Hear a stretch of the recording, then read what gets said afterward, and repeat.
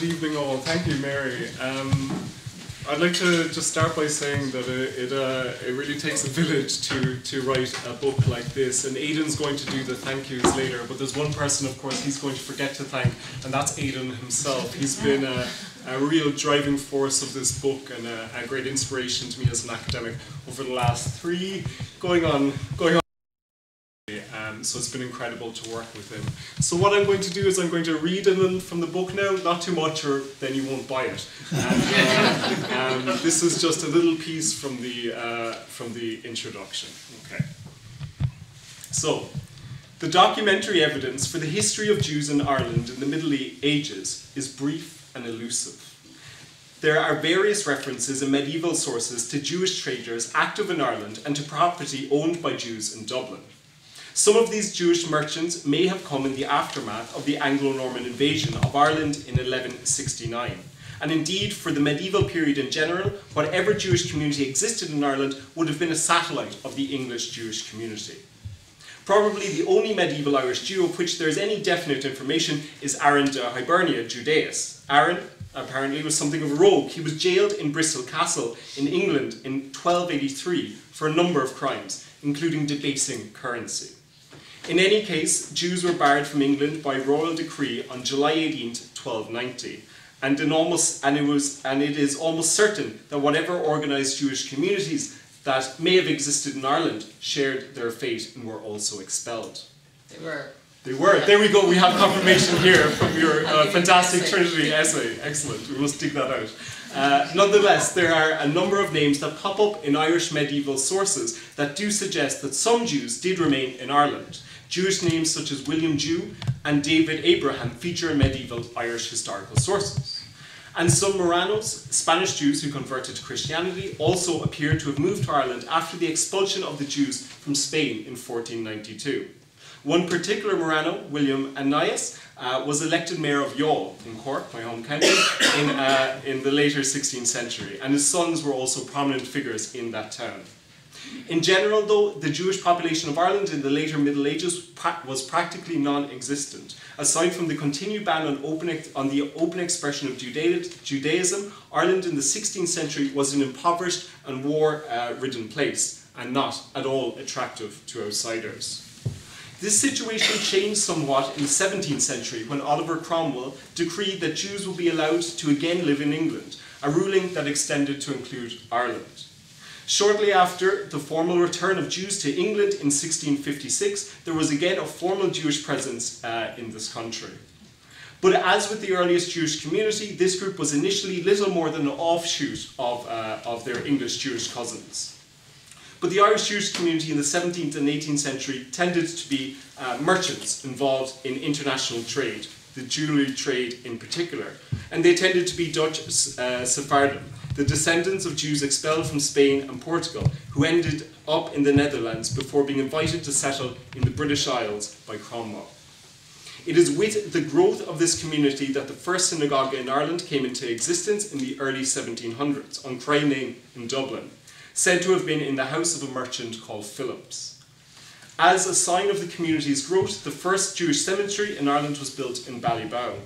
Prior to the building of this cemetery, deceased members of the Irish Jewish community had been buried in Britain. For all that progress though, the Jewish population in Ireland remained quite small into the 18th and early 19th centuries. But starting in the later 19th century, the Irish Jewish community, owing to a small but noticeable inward migration, mainly from Lithuania, continued to grow. According to the 1881 census, the Jewish community across all of Ireland numbered only 472 persons. By 1891, this figure had reached 1,779, and a decade later, it was just under 4,000. The Jewish communities in Cork, Dublin, and Belfast all grew, and new communities emerged in Dundalk, Derry, Waterford, and Limerick. The arrival of relatively large numbers of immigrants, mainly coming from Lithuania, then part of the Russian Empire, fomented something of an inter-communal struggle within the Jewish community, with the Ashkenazi Jews eventually wresting control of Jewish institutions from what they termed the English element, predominantly Sephardic Jews with roots going back in Ireland a number of centuries. The Lithuanian Jews tended to be fairly poor, mostly finding work in Ireland as peddlers or petty traders. As some gained a foothold in the grocery business, there were some early tensions with Irish-born traders. And the Limerick boycott of 1904 remains perhaps the most famous or infamous manifestation of this tension. Another example of this kind of tension can be seen in the anti-Semitic ads that regularly appeared in the Irish nationalist publications at the start of the 20th century. Similar accusations that the Jews were an alien presence in the Irish economy are apparent in the mid-1920s, when the Irish Republican Army started a campaign against moneylenders in Dublin. As several historians have pointed out, IRA raids on offices and homes of moneylenders exclusively targeted Jewish moneylenders. And when a Moneylenders Act was passed in Dáil Éireann in 1930, there were quoted references about Jewish moneylenders in the parliamentary debate. However, the first Jewish member of the Dáil, Robert Briscoe, was also elected in the 1920s, notwithstanding this background noise of persistent anti-Jewish sentiment. Where there was something far more sinister was in Irish government policy regarding refugees before, during and after the Second World War. Already in 1938, when Franklin D. Roosevelt had called a conference to deal with the international question of Jewish refugees fleeing Nazi Germany, Ireland had quietly refused to accept any refugees. This rejection was partly an unwillingness to allow foreigners to move to Ireland, but there was also specifically anti-Jewish elements at work here. Charles Bewley, the Irish ambassador to Nazi Germany in the years leading up to the war, sent openly anti-Semitic messages back to the Irish government, warning them of the danger of admitting Jewish refugees to Ireland. His diplomatic correspondence also repeated a number of common Nazi accusations about Jews controlling German media or causing Germany's defeat in World War I. Unsurprisingly, Bewley was unwilling to issue Irish visas to Jewish refugees seeking to leave Germany. Other government bureaucrats refused to issue visas for Jews because they claimed they wanted to avoid the danger of antisemitism and argued that an increased Jewish presence in Ireland would be seized upon by anti-Semites. And this is a classic instance of victim blaming. In a small number of cases, though, the Jewish Dáil deputy Robert Briscoe and Chief Rabbi of Ireland Isaac Herzog were able to use their political connections to gain residency for Jewish refugees, but this is a very small amount. In the years since 1945, the Irish Jewish community has been in slow decline. Numbering about 4,000 in 1946, the community had dropped to 1,581 in 1991, though it has since risen to a certain or perhaps uncertain degree. Nonetheless, when compared with the population of Orthodox Christians, Muslims, Hindus in Ireland, it is apparent that the Irish Jewish community is today a tiny minority, albeit a community well assimilated into Irish society. Israeli scholar of Irish history and memory Guy Boehner notes the irony that while the Jewish population of Ireland dwindles, Jewish Ireland has emerged as a flourishing academic topic. Beginning with Dermot Keogh's Jews in 20th Century Ireland, there has been a steady publication of Irish Jewish books in the field of memoir, history, economics, sociology and literature. This edited collection is unique in drawing together these disparate elements in one book. It joins literary works such as Ruth Gilligan's novel Nine Folds Make a Paper Swan and Simon Lewis's poetry collection Jewtown, both published in 2016, which seek to artistically resurrect the now disappeared Cork Jewish community of the turn of the last century. These books form the most modern elements of Ulster University's Representations of Jews in Irish Literature project, which seeks to create an online database of every depiction of Jews and Jewishness in Irish texts dating back to antiquity. So as you see, a very exciting time to be studying Irish Jewish history, society and literature. Thank you very much, and I'll turn you over to well, first of all, thank you, Dan, for singling me out, and I want to return that and thank Dan for being an incredibly generous person to do this with. This project began when Dan and I sort of crossed paths at a meeting of the American Conference for Irish Studies in Oakland University in Michigan in, I think, 2015. And shortly after that, Dan asked would I be interested in putting together a couple of panels for the national meeting of the American Conference for Irish Studies in Notre Dame, where he was studying at the time. And first of all, I said yes, and then I realised that the date that the conference was going to be held was also my son's due date. So I had to pull out of the conference. He very selfishly was born premature, so I could have attended. And I apologise for that. And as Dan and I started putting together these panels of scholars working in Irish Jewish studies, we started to realise there's actually way more of them than we knew about. So somewhat naively we thought, let's do a book. It can't be that hard. And heading off to write this book with Dan, I think, was a lot like going off to fight in the First World War, in that Dan and I think were fully convinced it would all be over by Christmas.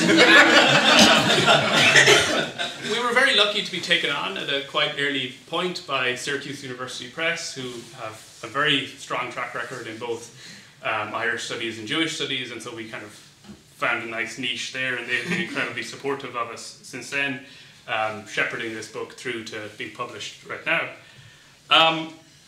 I also realised, and I think Dan would agree with me on this, that there's a kind of an odd paradox when you edit a book, because it's Dan and I who get to have our names on the cover, but really whatever praise this book deserves is nothing really to do with Dan and I, but to do with people like Tricia Kessler and Peter Hession and Natalie Wynn, who've done really the hard work that we just kind of pushed along towards publication. And we've been incredibly lucky to be able to recruit people like this who really deserve the praise. Having said all that, whatever royalties this book gets, and we will not negotiate at that point. These essays collectively, I think, provide a very timely intervention into how we think about Irish identity and how we think about minorities in a context of rising anti-Semitism alongside Islamophobia and far-right hysteria about refugees. I think these essays provide a way to think about all of that and hopefully push back against all of that. That's a somewhat heavy topic to end on, so instead I just want to end by saying that there's a whole lot of people we want to thank who deserve a lot of praise. First of all, Mary McAuliffe, who flew in from Denmark this morning to be here, and I apologise for making you do that, but we are very grateful that you took time to do this and to read the book. Yvonne Altman-O'Connor and the entire staff of the Irish Jewish Museum essentially just let us invade here for the night and take over, and that is incredibly generous, and we're really grateful for your patience with how you've dealt with us over the last few months as we kind of pestered you with a lot of emails. Kevin Hanna from Hannah's Books, I think, is downstairs still, and I hope you all will buy copies. It makes a wonderful Christmas and Hanukkah present. And I want to thank the contributors, for not just the ones who are here, but all the contributors, some of whom are based in the US, who really gave a lot of their time and energy and really stellar work. And finally, I want to thank all of you for coming out on this somewhat cold night to launch this book with us. Thank you very much.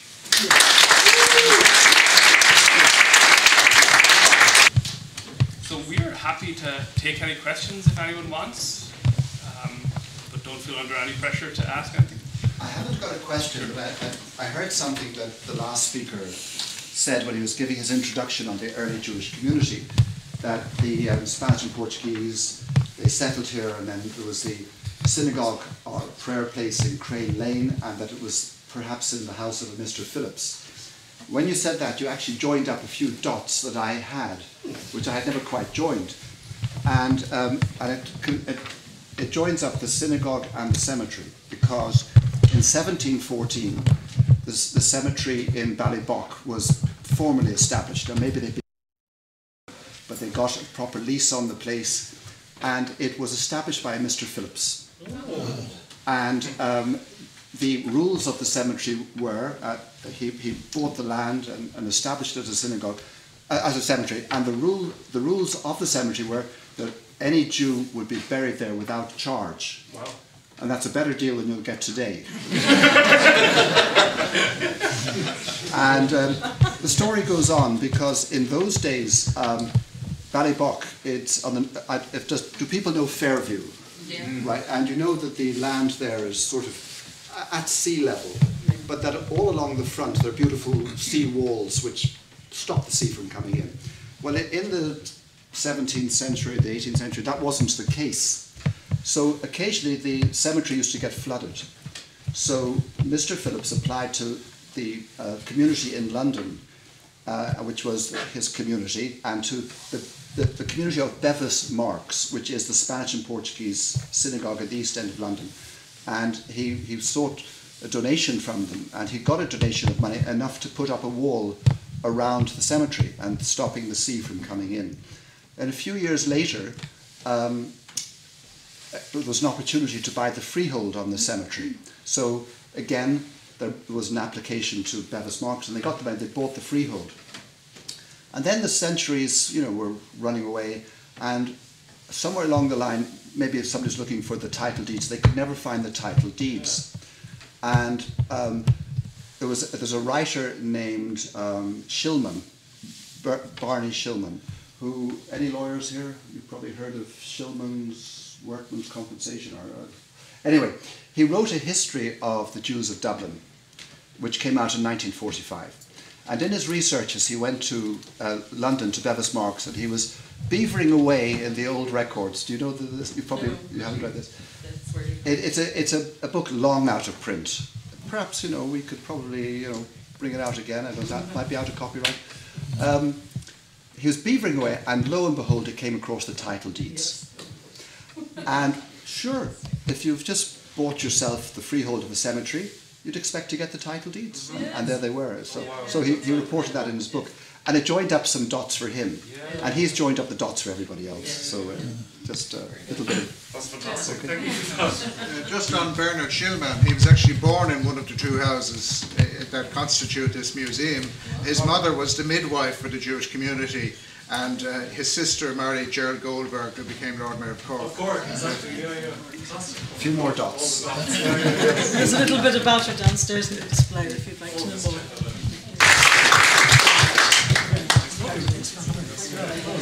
Thanks very much to all of you for coming out this evening. The museum will be open for a little while more if you'd like to wander around and chat.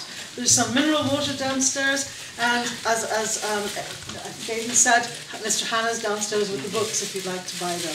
Thank you to our collaborators, some of whom I see too tonight, and also to Dan and Aidan for coming in, and especially to Dr. Beaver for coming along. Thank you so much indeed. And thank you all of you. If any of you would like to be on our mailing list, do please add your email address to your signature downstairs in the sign-in book. And thank you again to all of those who made donations to the museum this evening. We do appreciate it. Thanks very much. Thank you.